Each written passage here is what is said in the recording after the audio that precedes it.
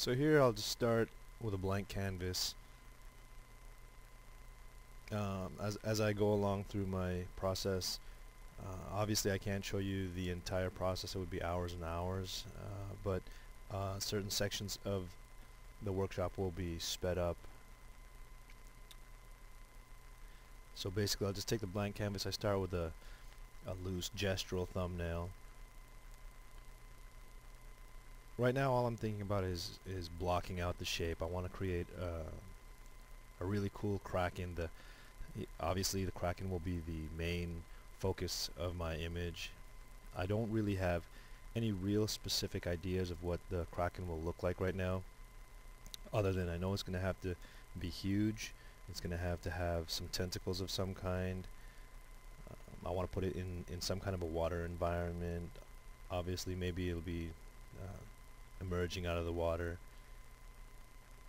At this point I'm not putting any specific details. Everything is broad strokes. I'll hint at things like where the face is, where the head is, where the eyes and the mouth is, where the hands are, just so I can get a silhouette. And I want it to be a cool design. So as I start evolving the image, I can start seeing things pop out. A lot of it is just since it is all just rough and broad strokes. Sometimes I'll see little things there, not necessarily mistakes, but I'll see, you know, what are called happy accidents. I don't know what they were intended to be, but as you start kind of blocking in the shapes and different brush strokes overlap, you start visualizing little details, and that's how I work. There are obviously many different ways, many different successful ways that artists will work, but I tend to work very loosely, very organically. You'll probably hear me use that term quite often because it really describes how I work. I'm very willing to paint over a shape, even if I've already put in some details. If I don't think it's working, I'll paint over it. I'll scale it. I'll cut it out. To me, the evolution of the image is half the fun. I like to, and sometimes I feel there's a degree of loss, but you have to be willing to do that, because a lot of times I'll be like, you know, I think that the image that I had 5 steps ago, or 20 minutes ago, was working, but I took a chance and went this direction. I mean, sometimes you have to be willing to take that chance to get the more successful piece in the end.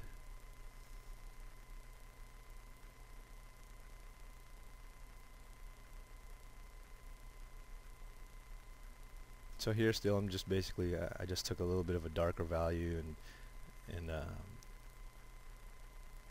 kind of moved the paint around. And what I like to do is, as you'll see when I move further along, I basically, once I've got a good range of values on the canvas and maybe the color palette that I'm already starting to like, I'll just constantly color pick off the canvas.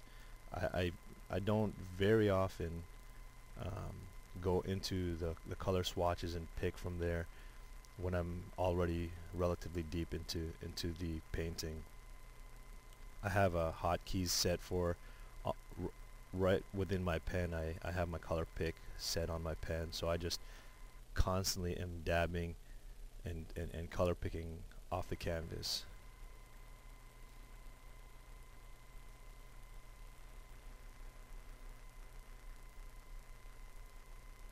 So now I'm starting to kind of visualize what's happening here. The Kraken will be coming out of the water. I'm putting some foreground elements, maybe cliff. I'm thinking maybe I'll put some mountains in the distance. And the main thing is I want this scale and design of the Kraken to be mammoth and just really cool.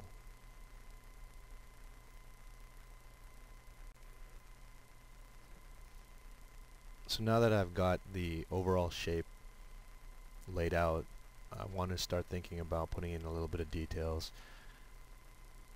I'll adjust the image slightly by playing with the levels. It's a really fast and convenient way for me to throw in some contrasts. It helps me to see some of what the quote-unquote future design might be. It was a little bit too extreme, so I'm just bringing the opacity down a little bit, and I'll collapse all of this stuff because again, it's all still just foundation. It's still just how do I say, it's still expendable information. I'm willing to lose all of this at any given time. I just want to make sure that the mood that I want is being set. The designs are kind of going in a direction that I feel comfortable with. So now I'll hint at things in his face. Some teeth. Do I want to give him big teeth, small teeth? What kind of eyes do I want to give him? What kind of hand do I want to give him? A human hand, 5 fingers, 3 fingers, claws, maybe a giant lobster claw. So these are the kinds of things that I just kind of play around with. But it's all, this is really fun for me. It's just scribbling for the most part. But within these scribbles, you find little sections that you probably will paint over and lose to some degree, but it's the starting of something that can potentially be really cool. One little scribble that you start, that's why I like to be really, really loose, really gestural, because the more gestural you are, I think it frees you up. Frees up your creativity. Like here, when I'm just drawing in the hand and where the hand might be, it's just really loose. When I draw in his face, it's just really, really loose. But I think that I can get some really cool ideas out of it as I move forward. You'll see as I move forward in the image that I'll just paint directly over all of this stuff. But the little loose scribbles that I create now can potentially turn into something of somewhat of a cool design later on.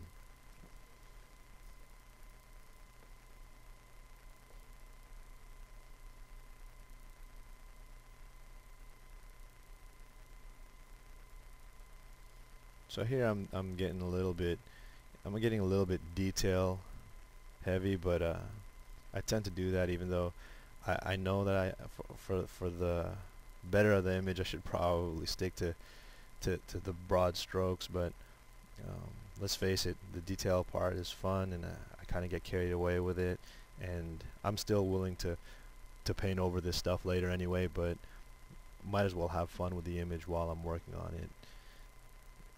I mean, that's another really important thing to keep in mind. A lot of times for jobs or for specific tasks, I get too tight and I forget to just have fun with the project. And whenever I look back at an image that is less successful, oftentimes I feel like I've gone ahead and I've lost the fun factor throughout that project, and it loses its actual I think I lose momentum. So right now I want to make sure I stay loose but have fun. I want to make sure that I'm putting in details, I'm hinting at details, but I'm not getting too uptight about anything. So I'm going back to the broad strokes here now, and I just want to remain focused in what I want to do, but make sure that at the same time I'm having fun throughout the entire image. So I think that that's enough information for me to just get moving forward to the next stage. I mean, it's still really, really messy, but it'll work for our purposes. Now I've moved ahead a little bit. Again, like I said earlier, if I was to show you the entire process, we'd probably be here all day. I'm sure you don't want to see every little step along the way, but you can see where I had the foundation drawing and the loose detail drawing, how I got to this point. One of the things that I decided as I was moving forward now was that I wanted to make this a little bit more of an aggressive motion by the Kraken. Instead of just slowly emerging out of the water, I want him to, it's more of a splashing, kind of a violent attack. I've hinted at a little bit of for some scale purposes, you could see I've in the bottom left I put a little bit of, maybe a hinting at a small army.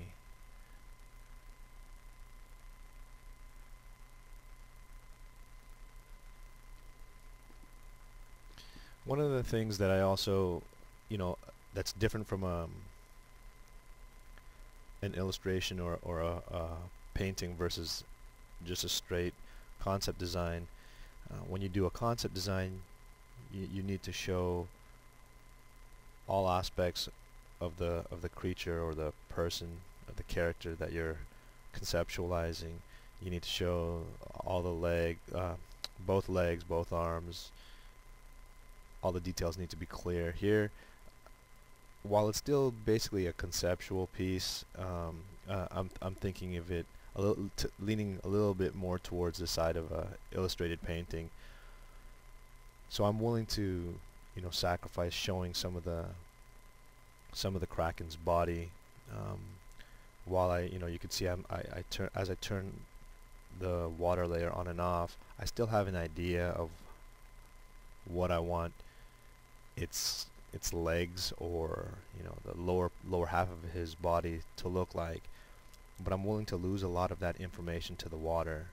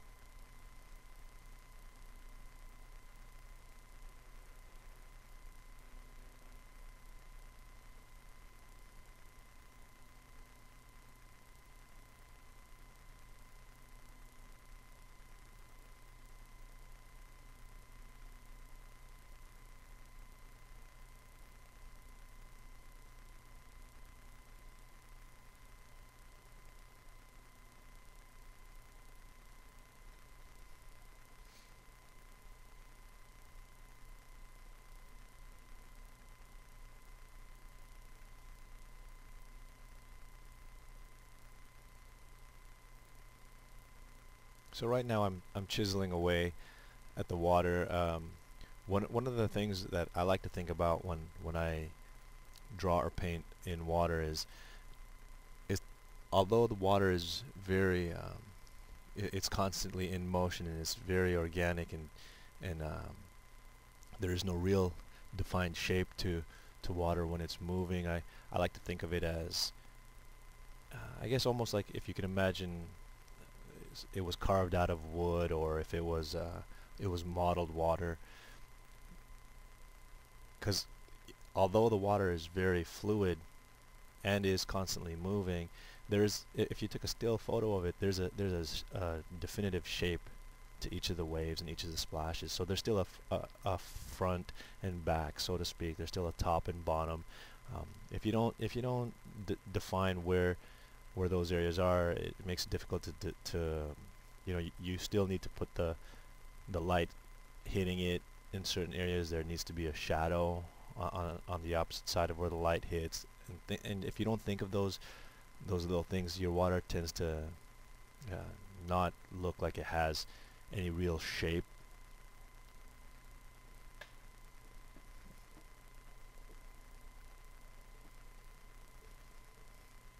So right now I'm also thinking about how I want the water to be crashing, like huge waves crashing against the cliff surfaces, and I'm trying to visualize what kind of an impact or what kind of an effect would a creature of this size jumping out of the water very aggressively and violently, what kind of a effect would that have on the water hitting the cliff surfaces? What kind of effect would that have on the water that's coming off of its body? These are all things that you have to think about as you create a piece. You have to constantly be thinking about how the character interacts with the environment and vice versa.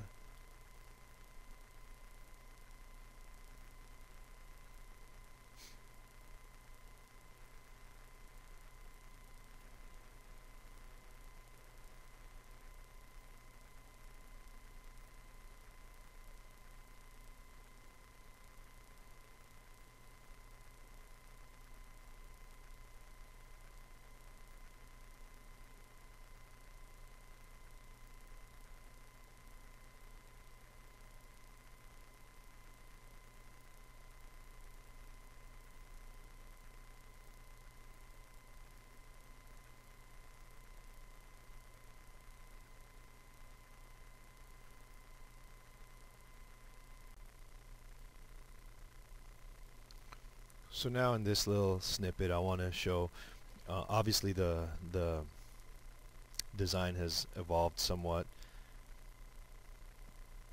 but I want to show some details, some close-up progress of how I work. Just scribbling and painting in the little details of his back. I wanted to give the Kraken a big bony back. Maybe it could look like some of the Kraken's back is rock formation, so that if he was in some shallow waters or something, he can be kind of camouflaged into the water, so that if oncoming ships were to pass by, they wouldn't realize the Kraken was there, and he could just emerge and surprise them.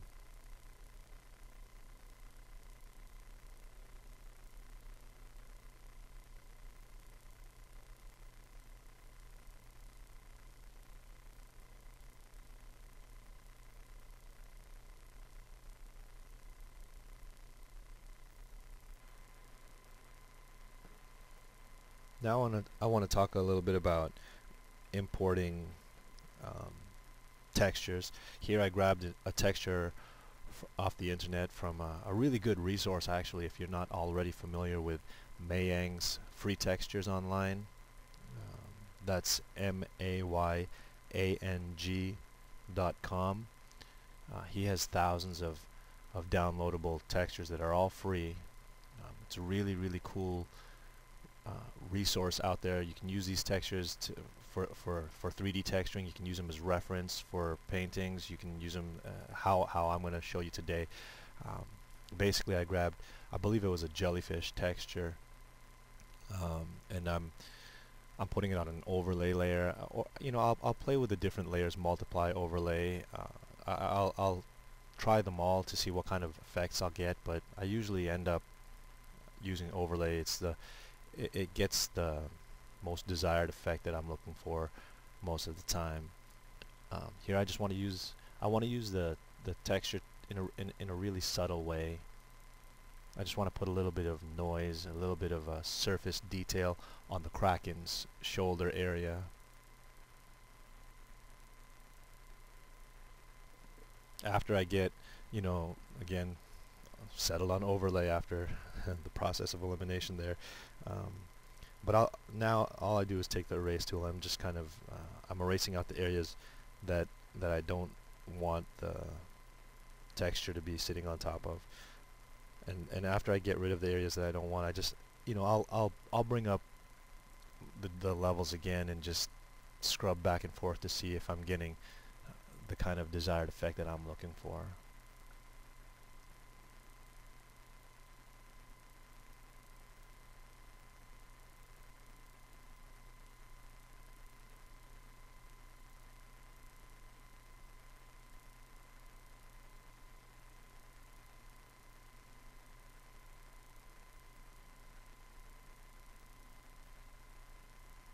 So really, I've erased probably 80 or 90% of this texture at this point.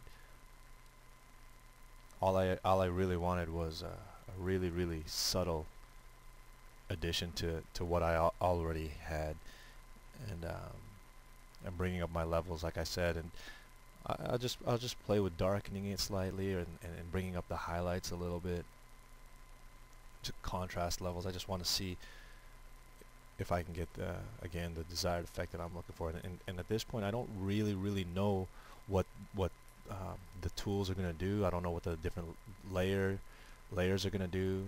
I just kind of, it's all process of elimination for me. I just play with the different tools that Photoshop has to offer to see if I can get a really cool effect and help in making the texture of the Kraken skin a little bit closer to what I have visualized in my head.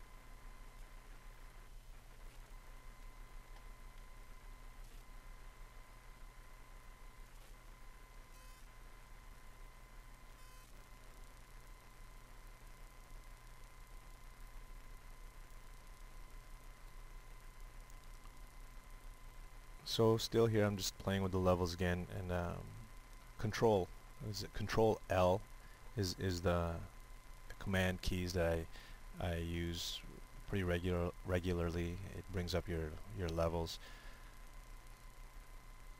Now I kind of think I like what I've gotten out of that texture for the most part. It it really didn't do. It wasn't leaps and bounds of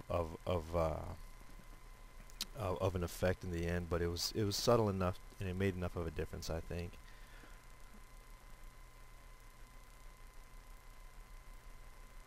I find a lot of times that I will do that. I'll try and experiment with a tool in Photoshop, and I might spend 5 or 10 minutes on it, and ultimately not even get what I was looking for. But sometimes you get something really, really cool, so it's always worth a try. So here I'm using the heel brush, and this is a very, to me, it's kind of a hit and miss. But what I'm trying to do here is get some of the texture from the shoulder area that I just finished, and see if I could apply it somewhere else on his torso.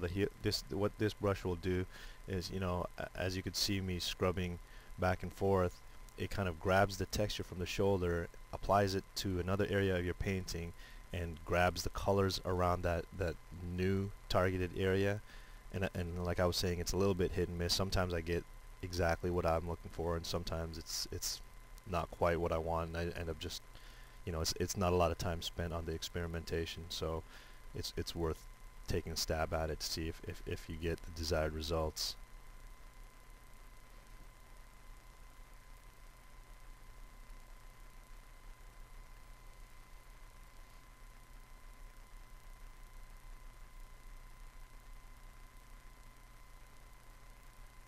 Now I'm taking that same, it's a jellyfish texture, but at this point, nobody knows what kind of texture it is. It's just noise. So I'm just taking it, and the opacity is really low, so it's really subtle now. I'm applying it to other areas of the painting just to add a little bit of noise and texture to the atmosphere. Playing with my hue saturation as well. Maybe I can make some of that jellyfish texture look like little water splashes or a little dirt and debris. And again, just erasing out areas that I don't want.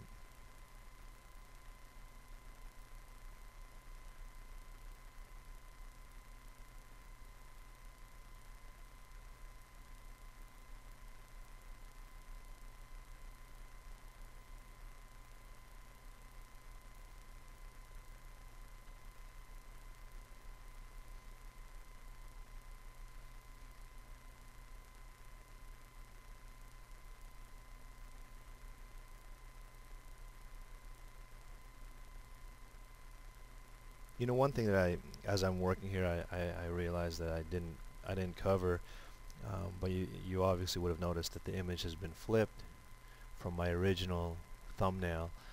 Something that I do quite often is flip the image back and forth. What this does is, and I'm sure you've heard artists doing this before. For me personally, it does two things. Sometimes I'll flip an image because it allows me to draw from a certain angle a little bit easier. I might be able to draw left to right a certain line a little bit easier when the image is flipped. But more importantly, I think when you flip an image, it allows you to see the image almost like in a new light. You see perspective issues or anatomy issues that you wouldn't normally have seen, compositional issues that you wouldn't normally have seen in its original pose.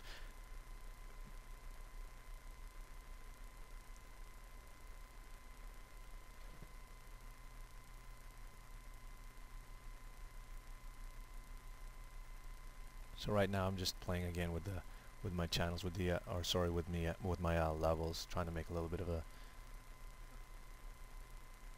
water splash effect, just really, really tiny subtle splashes of water.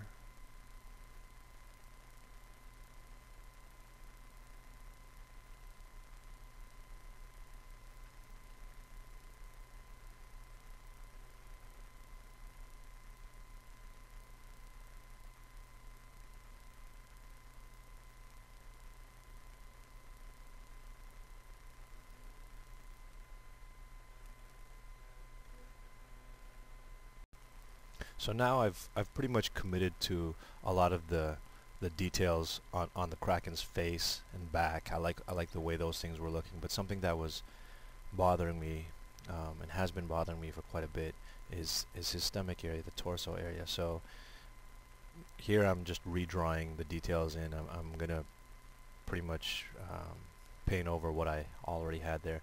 Never be afraid to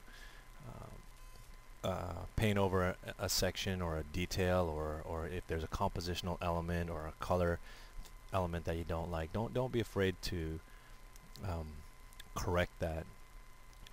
I think oftentimes I'll redraw something, the shape, the form, um, the design, and it'll actually vastly improve the entire image. It's hard to do this, something that I still have trouble with doing, and it took me a long time to be able to eventually be comfortable doing it, because you fall in love with a detail or a brush stroke. And a bit of advice that I can give, and that when people ask me, can you give me one bit of advice, I think one of the biggest things is to never fall in love with a brush stroke, never fall in love with a detail, never fall in love with a design element, because with Photoshop, or with just with painting things digitally, it makes it so easy to correct something or redo something. So you might as well use the program for some of its most valuable aspects, for some of its strongest features. And I think that, to me, undoing things and being able to actually create a layer and paint over top of something and trying something completely new, I mean, it makes it very easy to do that. So you might as well use that tool. So now I've decided that I'm gonna redo the torso somewhat. I'm gonna play around with the hand, because the hand has always kind of bothered me a little bit too. I just don't know exactly what I want to do with that hand just yet. Some of the elements that I have I've committed to already is the skull, the face area, the bones along his back. I really like what's happening there, so I don't think I'm gonna do anything with those areas. Here I've grabbed a selection of the, I've selected the torso area, and I'm now warping it and pushing and pulling. Something that's really valuable, if you're not familiar with, is the warp tool. And if you go to your edit and free transform, there you'll be able to do different things like scale and rotate. You can skew, distort, and you can and here what I was doing is warping it. It's really cool. It's a really cool tool that you can use every now and then when you want to try and play around with the size or the shape of something without having to actually repaint it from scratch.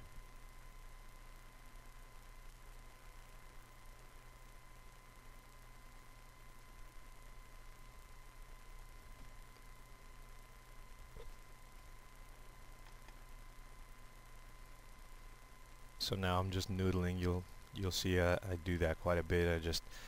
I'll be working on one element of the painting and then noodle on another element. I'm gonna play with the color levels and the color balance and the levels a little bit.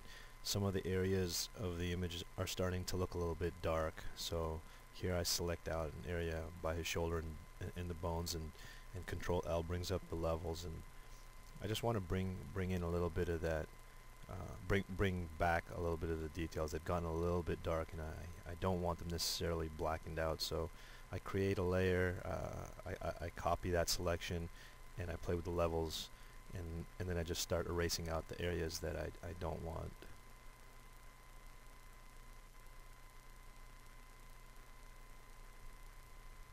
Once I feel like I've gotten that particular layer looking the way I want, I click it on and off to see how it looks compared to the original layer, and once I've gotten it to a degree that I like, then I'll just collapse that. I'll just merge that with the original layer.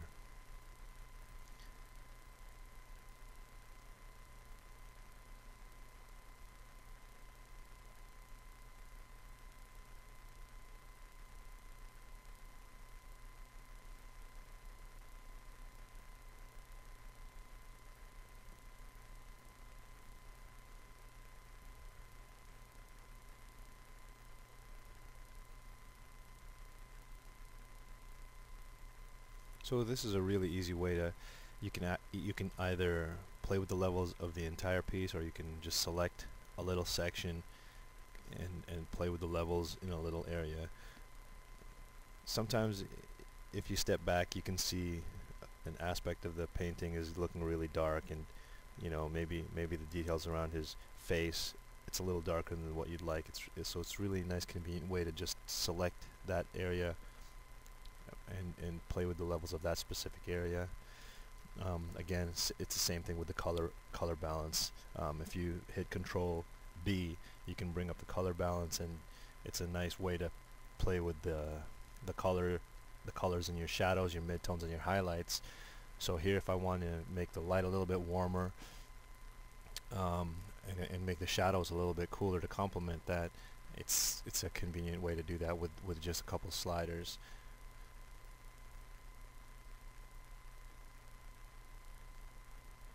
Again, it's really important not to become too dependent and rely too heavily on the tools, because you want to be able to, for the most part, get the image to how you want yourself, just through your own eye. But sometimes, you know, the image gets away from you a little bit, and using Photoshop's tools, it's a nice, convenient way to go back and forth, using the levels and using the color balance in a really subtle way to just help you progress and evolve the piece.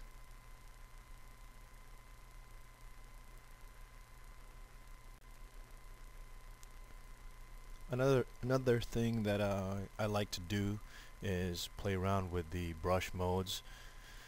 I play with color dodge quite a bit, and I play with the overlay brush modes quite a bit. Basically, I use these brush modes just to bring up kind of vibrant colors that I might not normally use. So here I'm experimenting again. I don't know exactly what kind of results I'll get, but you know, I'm playing with it. I want to have a couple hot spots throughout the painting, but you have to be careful and use these brushes cautiously. You don't want the piece to become too garish, and while I do want some hot spots in the painting, I don't want it, you know, I don't want it to look like a rainbow just exploded on the canvas.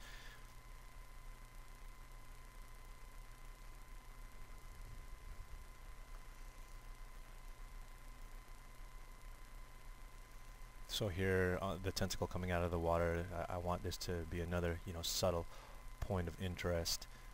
So I'm adding a little bit of color to this too.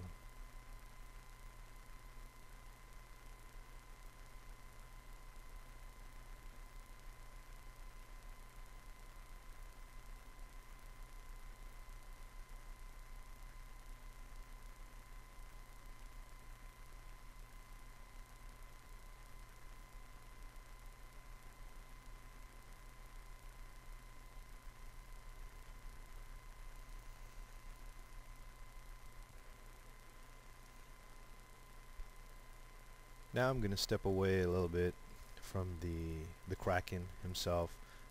I have other elements throughout the painting that I need to address. I want this to be, again, a very action-packed scene. I want there to be lots of different different areas in the painting for the viewer to look at. I'm going to isolate on this little cliff area here where I plan to put some soldiers, and I want this tentacle that's kind of lashing out to be hitting this rock surface. I'll just isolate this section really and show how I again, just like with everything I've done, and like I said, I work very organically. I'm just going to kind of noodle until I get the cliff to the detail level that I like. I'm gonna paint some debris and some of the rock bits kind of smashing and being propelled forward. This all adds to the motion of the piece to show, you know, you can't really show any movement in a 2D still image. It's not as though it's animated, but I want to give as much gesture and activity and forward motion as possible from this little area here where the tentacle is swinging. So I'm going to paint in, now I'm painting in the little bits of rock as if they're the point of contact between the cliff face and the tentacle. I want to show that something of this size and force is going to destroy. I mean, the cliff face where the soldiers would be standing is a giant mass of land also, but the force of this tentacle is just going to destroy it. So you have to show large chunks of rock being broken off, but at the same time, to help show scale, there's going to be lots of tiny little bits of rock and dirt and grit kind of flying up, and some of the water will be splashing around. So this is an example of me just noodling and painting, and you know, I know inside my head what I want to happen. So now I just have to keep on painting until it feels right. I want to show some of the rock faces in front of the tentacle, and also some of them behind the tentacle. This helps show different layers of you know, foreground element, background element, midground. You know, it just helps to show the create levels of depth in a 2D piece.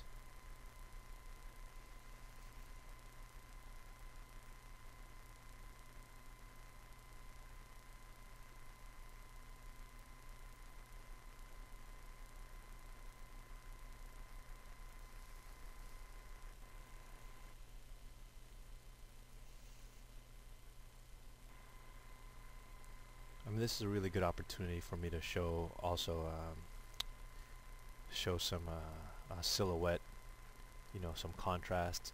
Every time you have a little bit of, if you have something in front of another object in your piece, if you have a dark contrasting against something that's light, that also helps you show the different levels of depth. So right now, the kind of the mist or the fog on in between the two cliff faces, you know, there's a kind of a foggy mist there that's kind of light. If I draw in some silhouettes of the rock, some of the soldiers, maybe you know, I'll paint in this soldier falling into the water. Those are darker silhouettes that contrast against the water and the mist and the fog. That again, that helps to show the different levels of depth.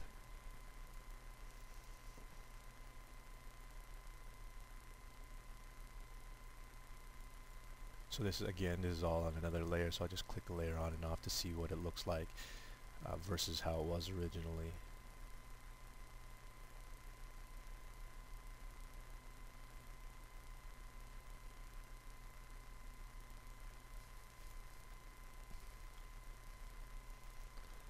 And you know, a lot of times when I'm painting, I'll be working and focusing on one specific area, and when I think I've kind of done enough noodling in that area, I'll just something else in the painting will grab my eye, and I'll be like, that doesn't look quite right. So now I've moved on to the shoulder, and I'm kind of playing with that a little bit, and then I'll constantly move throughout the painting from the shoulder to the cliff to the background to his hand to his face, just whenever something catches my eye. And again, here I'm bringing up my original S-curve that I started with when I first did thumbnails for the painting, to make sure I'm still following that. Basically, I want the viewer to constantly be looking throughout the piece and ultimately always land in the same central focal point, which in this case is the Kraken's head, the Kraken's the face area of the Kraken. But I want him to look throughout the image, you know, come up and around to where the foreground tentacle is smashing the cliff face, because I want him to look at that. That's also a point of interest, but ultimately I want the viewer's eye to come back and focus on the Kraken. I never really want the viewer to stop at any one place in the painting and focus solely on that area. I want him to constantly be looking throughout the piece and always have movement.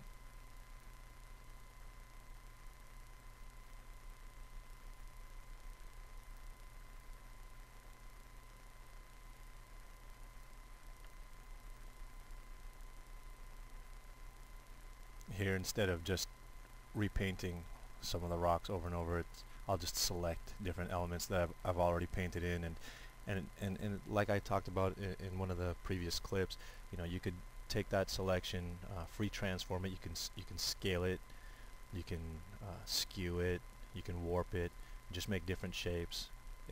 It's a quick way to not have to necessarily repaint something over and over again. One of the many advantages to working digitally.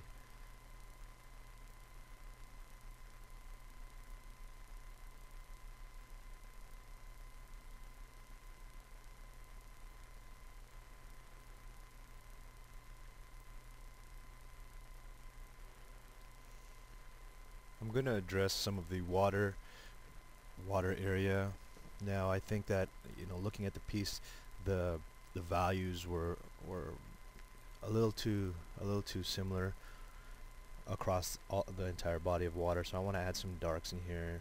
It seemed to me it like had a lot of light tones and a lot of mid-range, but it didn't have enough dark range in there. So here I'm just gonna, basically I'm just color picking throughout the image. When I color pick off the canvas, it helps, I think, harmonize the piece and not introduce too many colors that don't feel comfortable within the piece. I don't want to all of a sudden, go to my color swatch and pick like a hot, a bright orange or a hot pink or a vibrant lime yellow that I don't think will harmonize with the rest of the piece.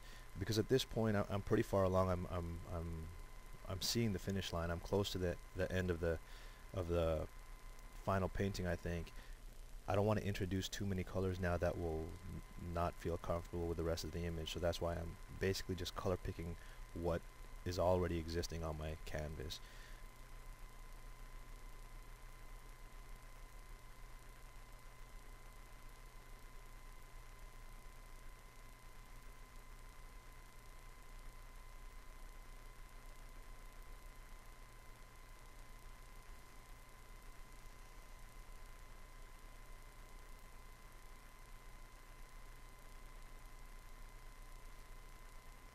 So here's some of the same elements that I've already done in some previous clips. I like some of the textures that were working for the Kraken's shoulder, so I'm just selecting that, putting it on a new layer. Sometimes maybe I'll play around with the different layer options like overlay, bring the transparency down, because I just want to have a subtle consistency between the shoulder area and the rest of his body. And then ultimately I just end up erasing out parts of that layer that I don't like. Again, the key is to keep everything very subtle.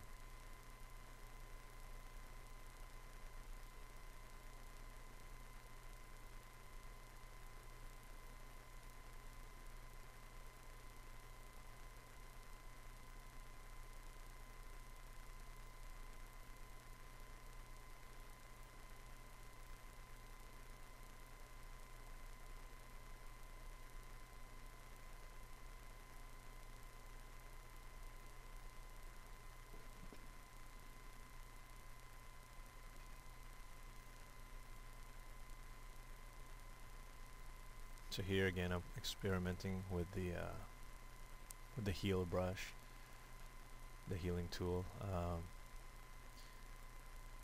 I had said earlier that it's a very hit and miss process for me, but when it hits, it works actually quite well.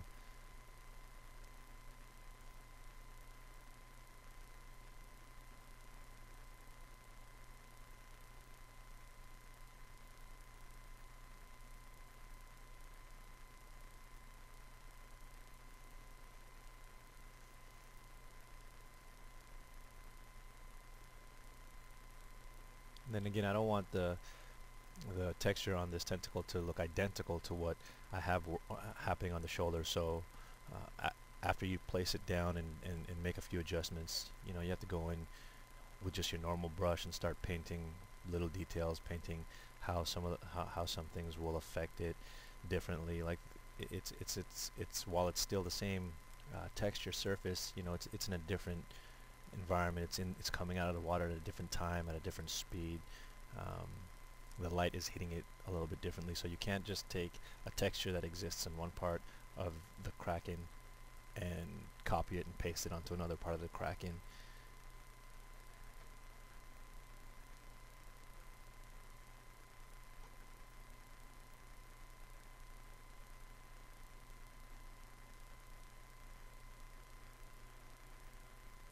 So again, just turning the layer on and off to see if I'm getting the desired result. And it's looking okay. It's looking pretty good. I like what's happening there. I like the subtle use of that texture.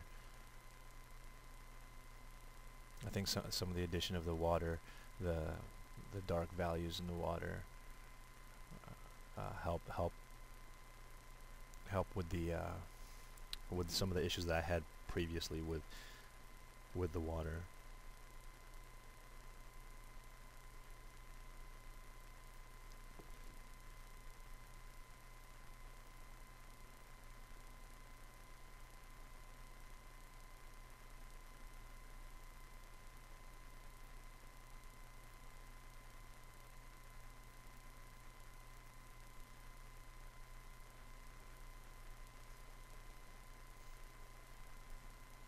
Again, just working very organically here. I see, as I paint, I see things that need a little bit more detail, some things that need a little bit more darkness or lightness, and I just basically paint away, chisel away at it. You know, I do want to have a lot of little bits of detail in here to show scale. I don't want it to look like just a little pond, you know, a fish flopping out of a pond. This is a giant mammoth beast, and it's coming out of the ocean, out of the sea, and you know, all the little tiny details and little elements of detail that you add to that will help with the scale.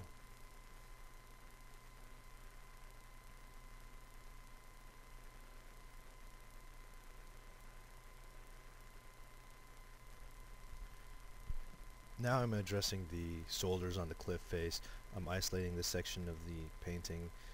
I had always intended to put an army here, and not only do I think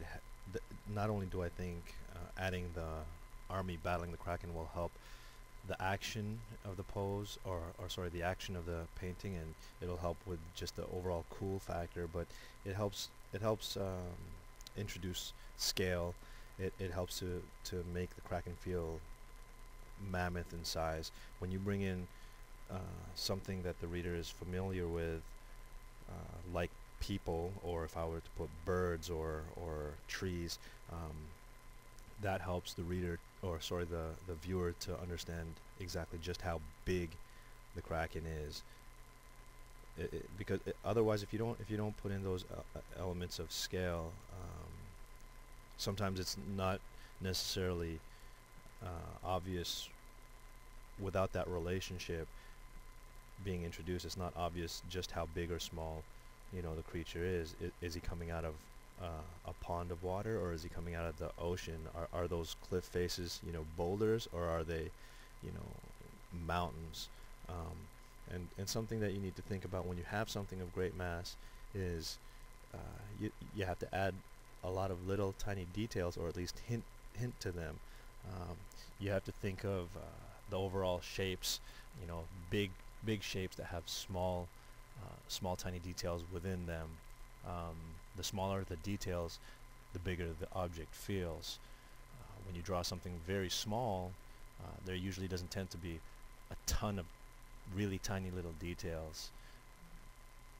You know, if you think, for example, if you think of a sphere with just one or two thick lines on it, it could feel like a ball, you know, like it could feel like a baseball or something. But once you add some big shapes onto that sphere with a lot of little tiny intricate sections and details chiseled out, then, you know, you could have something that's planetary. It could look like the moon, or it could look like you know, it can look like a planet with lots of little tiny, you know, surface details.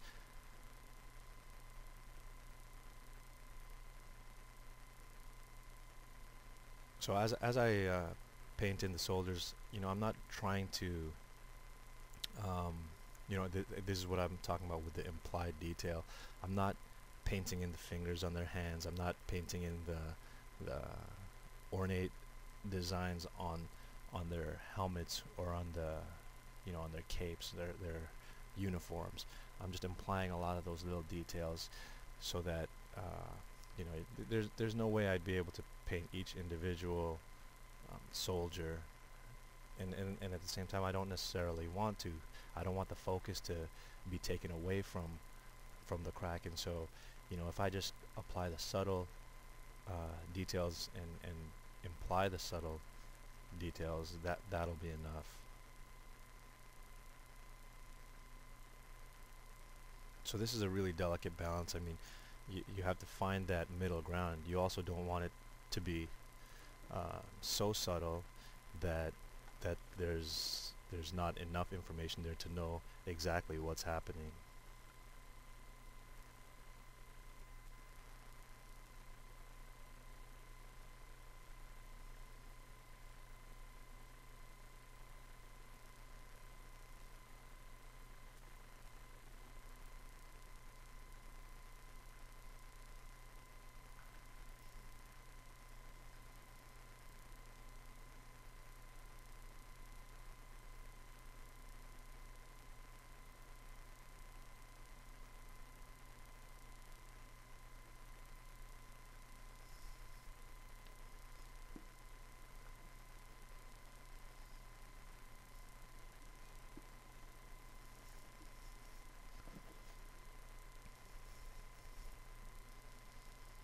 So one thing I think about as um,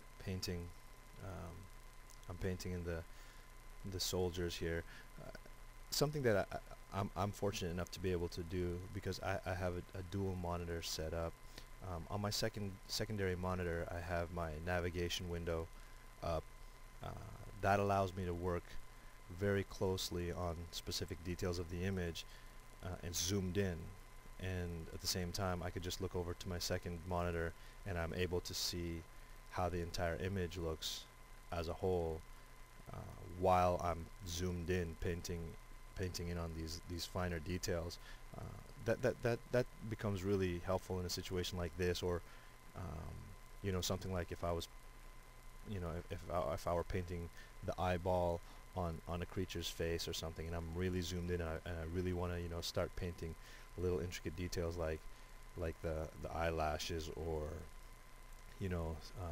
little glisten on the eyeball or something like that. I could be really zoomed in and use a fine brush, but at the same time I could just glance over to my navigation window that is at full size and be able to see how the entire image is being affected by the little details that I'm working on currently.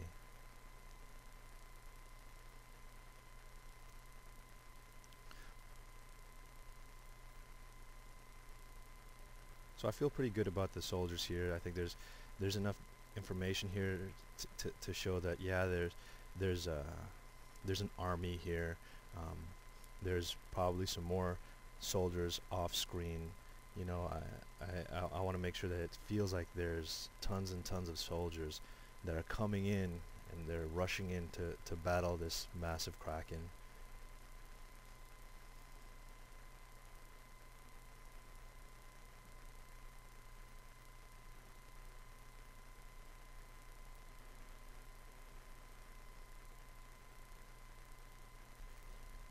Now that I have the military looking the way I want to on that foreground rock face, I want to embellish further on the way the tentacle is interacting with the cliff.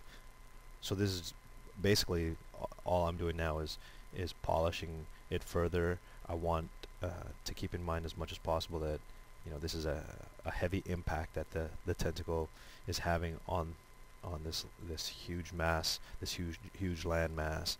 So I want bits of rock and little tiny splashes of water throughout. And again, this is just like I've always said, this is very organic. This is me just noodling and noodling until it feels right.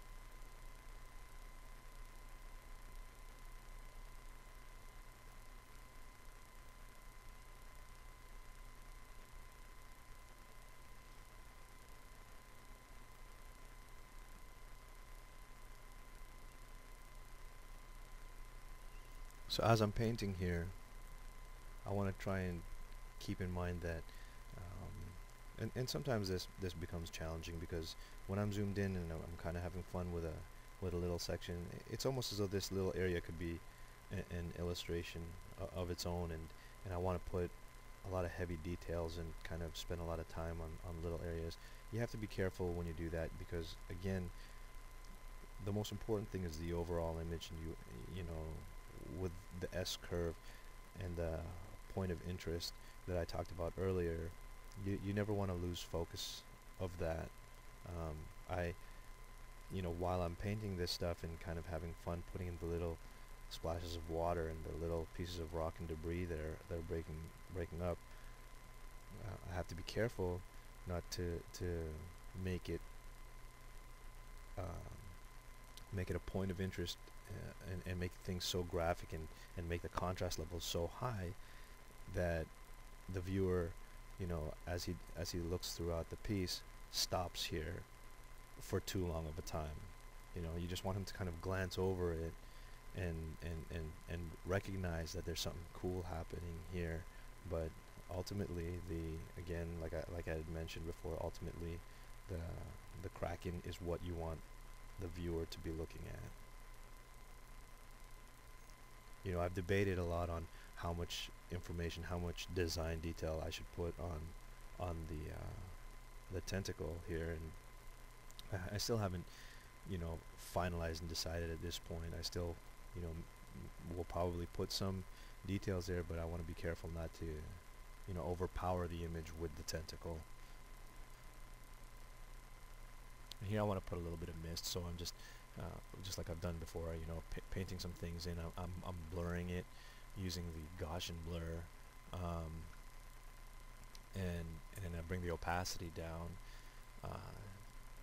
until it's at a comfortable level. So basically, if you know, you could create a new layer and just kind of paint some broad brush strokes. If you go into your filter tab and then you go into your you go to blur, you have a lot of different blurs that you can play around with. Here you can play with motion blur and lens blur, and what I'm doing is playing around with the Gaussian blur.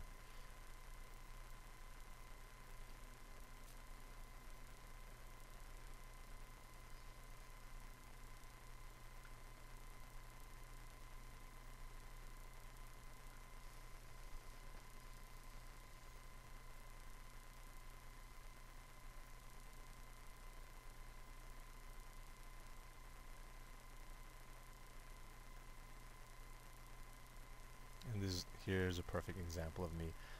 I'm painting in the little small levels of detail that the waves would create, little tiny, you know, little tiny dots of water, to make things feel big, to make the Kraken feel you know, massive in size.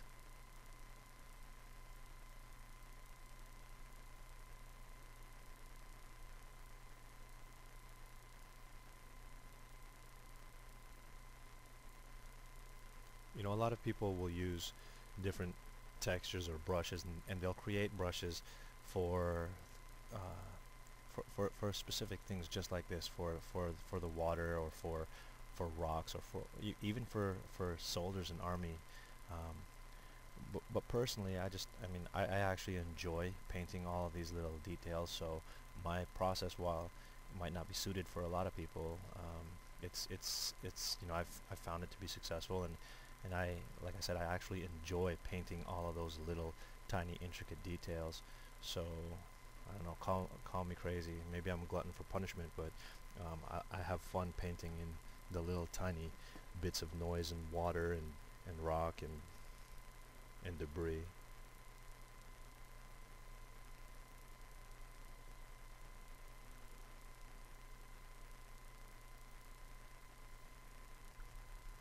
Now I want to go ahead and create a secondary army on this cliff face. I just basically copy my previously painted army and paste it down. You know, although I've said that I do like to paint all of the details, you know, I'm not going to deny that I use the program when it's convenient and can help me progress, especially if you're crunched for a deadline and you need to get things done. A lot of times there are tools in the program that allow you to do something much quicker than than normally painting it all in. Here's a perfect example. While it would be nice, I would like to be able to go ahead and paint in that army and kind of have fun with all the little details there. If time doesn't permit, it makes it a lot easier to just go ahead and copy paste the previous soldiers that I had painted and kind of just make subtle and slight adjustments here and there so it doesn't look like the exact same layer. I painted a lot of these things like the arrows and the spears being thrown. It helps show how epic this battle is. It also helps, again, it's one of those elements that help to show the scale. So here I'll just paint out or delete out and paint in certain aspects to make the silhouette of the second army more interesting.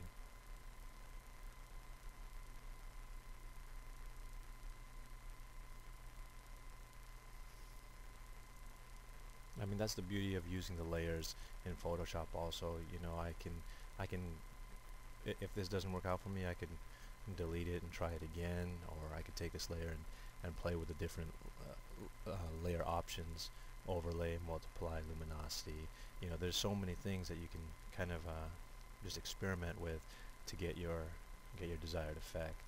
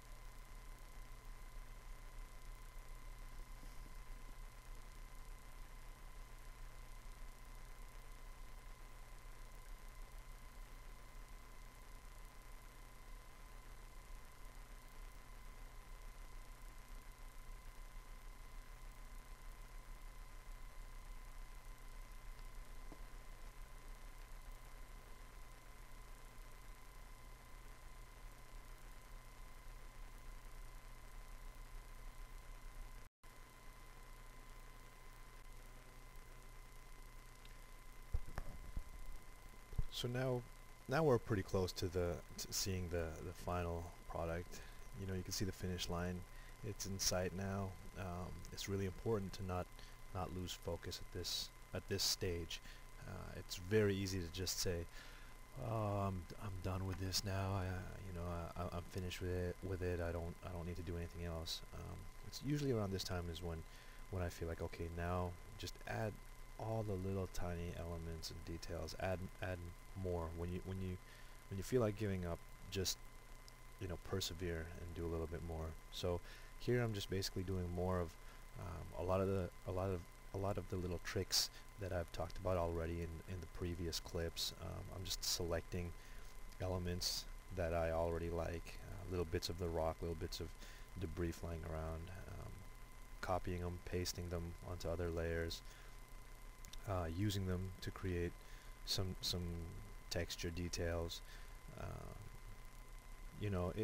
It's all just that final level of polish that you have to think about when you're just about ready to give up. Go ahead and push a little bit further.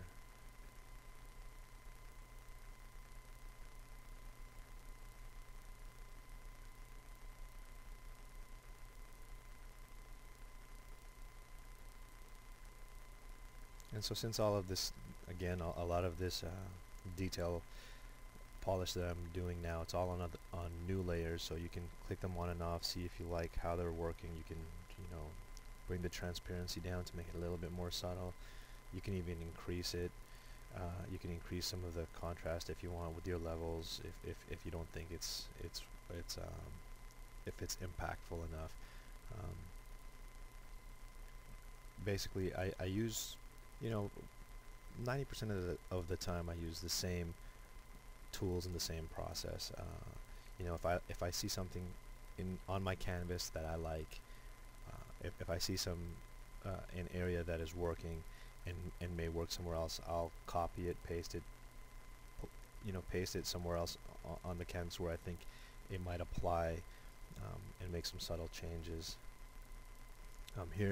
Here's an example. Now I'm going to go ahead and paint in some of the details on the tentacle. It's one of those areas that I always intended to get to. I want to put some details on the tentacle without taking too much focus away from the Kraken himself. So I want to apply some kind of that bony texture that he has on his back and has on his face, just to show a little bit of a relationship between the two, to show that, you know, even though it's clear that the tentacles belong to the Kraken, this is just another element that can help harmonize the two design wise. You know, there are an infinite number of things you can do design wise, and oftentimes I get, you know, I hit a challenge in that, you know, do I want to add another head to this creature? Do I want to add, you know, do I want to give him eyes, not give him eyes? Do I want to make the bones on his tentacles or not on his tentacles? You know, you can go many different paths and take many different directions, and all of them can be really good directions. I think it's very important to realize that sometimes you just need to pick a path, stick to that path, and polish it off. You can always do different variations later if you want to. You can always, you know, use what you've learned from this experience, take it on to the next experience. A lot of times, when I was younger, if I spent too much time on a certain area, I never realized that a lot of the problem came in the fact that I would just constantly redo over and over and noodle a certain area, and sometimes you know, the decisions to move forward may not be necessarily the best one, but just making a decision and moving forward oftentimes is better than, you know, spinning your wheels on one spot for too long.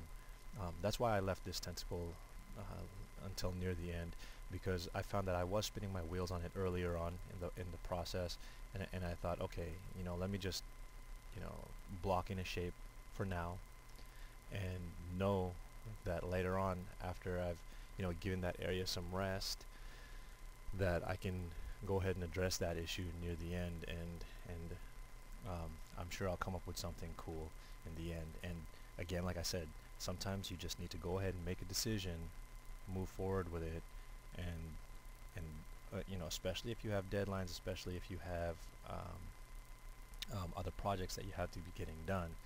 You know, you don't always have that luxury of time to be able to spend an extra day on an image. So I think what I'm doing here with the Kraken's tentacle is it's working for me. I like, you know, I don't want to add too much design detail to it, because again, like I said, I don't want to take the focus away from the Kraken himself. This is just an accent to the Kraken.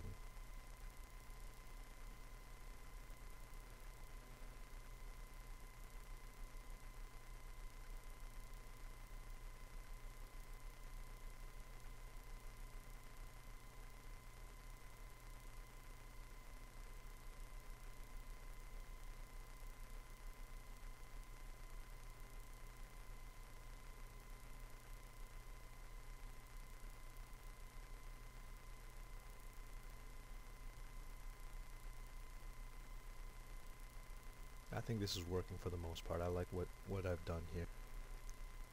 So now I've played around with some of the color balance and some of the yeah, the levels in the color balance, like I had shown you in the previous clips. Now I want to add a little bit more atmosphere and atmospheric perspective again. So on a new layer, I just paint in big broad white strokes, and I'm blurring it in the with the blur filters again, experimenting with the different types of blur. Once I have that to a density that I like, then now I'm deleting out the areas that I want to make them pop. So by deleting out the foreground elements, it separates the tentacle, the cliff face, the military, the soldiers. It separates them from that kind of next plane between the two cliff faces. So I've created kind of a mist and a fog between the two the two planes, and here I want to create that atmospheric perspective, and you could do that between the foreground and the midground, and between the midground and the distant background.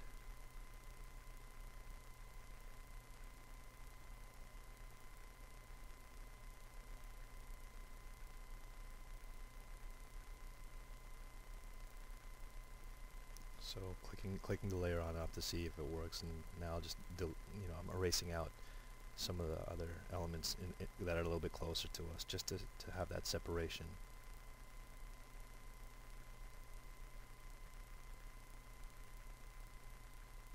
And what's the beauty of this is now you can take that layer and you can play with the opacity if you think it's a little too strong. You could bring the density down. I'm erasing a little bit of it. Again, using the tools to help expedite the process.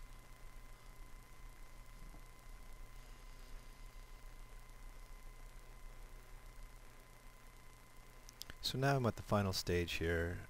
Basically, my image is more or less complete. I like the way everything has turned out, but I can play one last time just with the levels or with the color balance.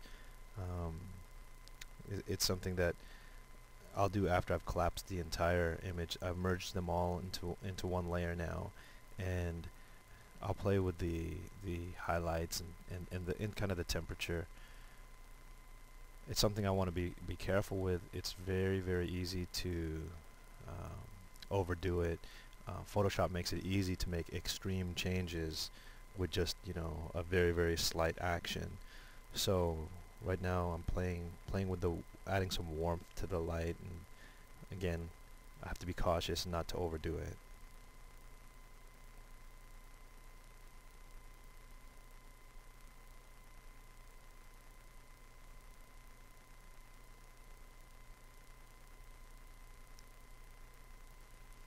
And just clicking the preview on and off to see if I like how it was previously, or if I like the new changes. Trying to keep it subtle. And I think for the most part I like what's happened in this image. I can always keep going and keep doing new things. There are many things I can definitely improve on, in my opinion. Like I said, I'm a perfectionist, but for the most part I like what's happened here. I like the overall effect. I think I've accomplished making the Kraken feel massive and making it feel like a very action-packed scene. Lots of motion, but keeping the focus on the Kraken himself. I don't think those guys stand a chance.